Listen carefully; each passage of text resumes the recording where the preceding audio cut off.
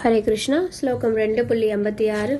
துக்கேஷ்வனுத்விக்னமனா சுகேஷு விகதஸ்பிருஹः வீதராகபயக்ரோதः ஸ்திததிர்முனிருச்யதே. மூவகை துன்பங்களால் பாதிக்கப்படாத மனமுடையவனும் இன்பத்தில் மிக மகிழாதவனும் பற்றுதல், பயம், கோபம் இவற்றிலிருந்து விடுபட்டவனுமான ஒருவன் நிலைத்த மனமுடைய முனிவன் என்று அழைக்கப்படுகிறான். இச்லோகத்தின் முக்கியத்துவம் என்னவென்றால், கிருஷ்ண உணர்வில் நிலை பெற்றவனுக்கு பற்றுதலும் இல்லை, துறவும் இல்லை. ஏனெனில் அவனது வாழ்க்கை இறைவனின் தொண்டில் அர்ப்பணிக்கப்பட்டுள்ளது.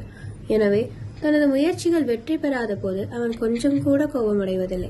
வெற்றியோ தோல்வியோ கிருஷ்ண உணர்வில் உள்ளவன் தனது உறுதியில் எப்போதும் நிலையாக உள்ளான். ஏனெனில் அவன் எல்லா துன்பங்களையும் கடவுளின் கருணையாக எண்ணிக்கொள்கிறான். மேலும் கடவுளின் கருணையால் தனது துயரங்கள் பெருமளவில் குறைக்கப்பட்டுவிட்டதென்றும் எண்ணுகிறான். அதுபோலவே அவன் மகிழ்ச்சியாக இருக்கும்போது கடவுளின் கருணையாலேயே இத்தகைய வசதியான சூழ்நிலையில் அவருக்கு சிறப்பான சேவையை தன்னால் செய்ய முடிகின்றது என்று உணர்கிறான். ஹரே கிருஷ்ணா.